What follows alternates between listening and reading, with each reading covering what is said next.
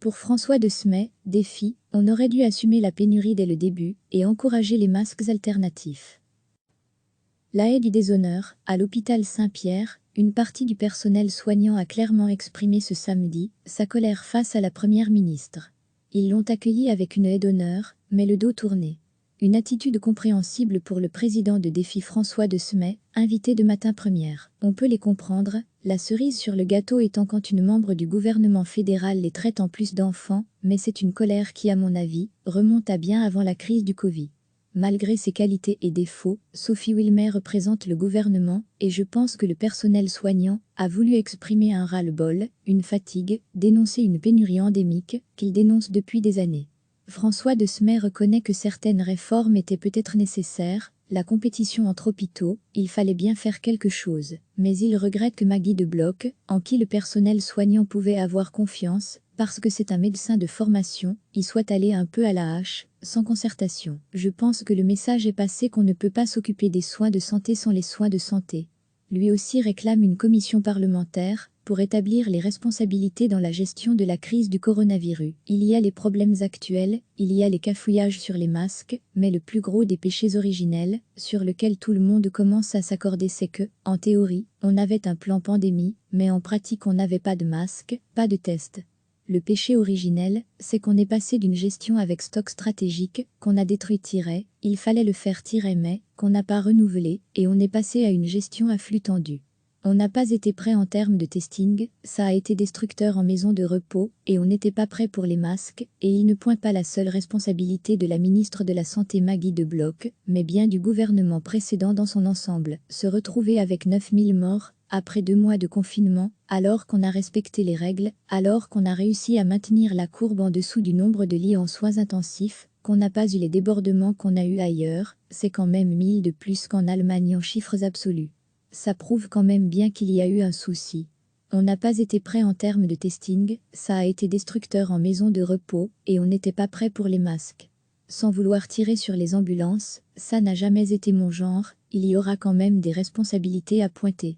François de Smet regrette surtout le manque de franchise des autorités dans la gestion de la crise. Il aurait fallu être un peu plus clair, dès le début de l'épidémie, assumer la pénurie, dire on n'a pas assez de masques, on vous demande de laisser les masques chirurgicaux aux professionnels, mais en attendant, si vous sortez, prenez des masques alternatifs.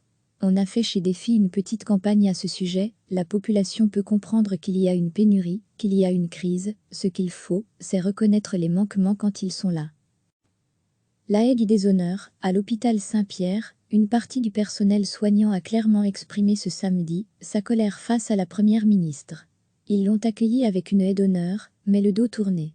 Une attitude compréhensible pour le président de Défi François de Smet, invité de Matin Première. On peut les comprendre, la cerise sur le gâteau étant quand une membre du gouvernement fédéral les traite en plus d'enfants, mais c'est une colère qui, à mon avis, remonte à bien avant la crise du Covid.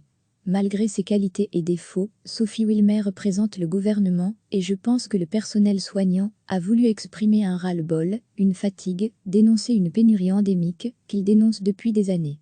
François de Smet reconnaît que certaines réformes étaient peut-être nécessaires, la compétition entre hôpitaux, il fallait bien faire quelque chose, mais il regrette que Maggie de Bloch, en qui le personnel soignant pouvait avoir confiance, parce que c'est un médecin de formation, y soit allé un peu à la hache, sans concertation. Je pense que le message est passé qu'on ne peut pas s'occuper des soins de santé sans les soins de santé.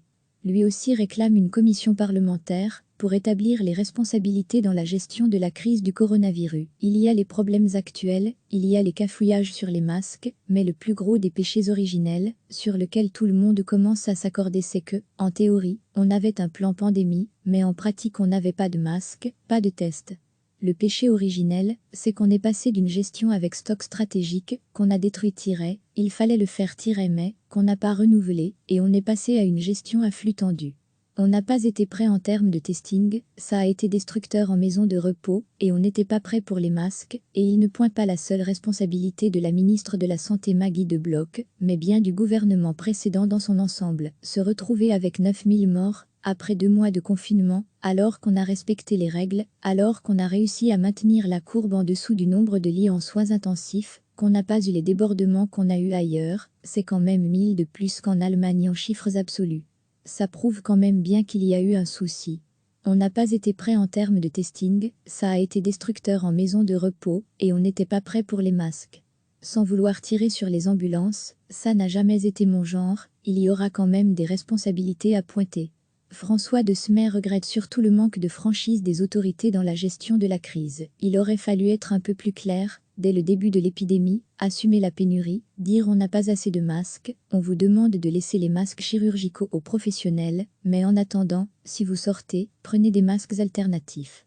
On a fait chez Défi une petite campagne à ce sujet, la population peut comprendre qu'il y a une pénurie, qu'il y a une crise, ce qu'il faut, c'est reconnaître les manquements quand ils sont là.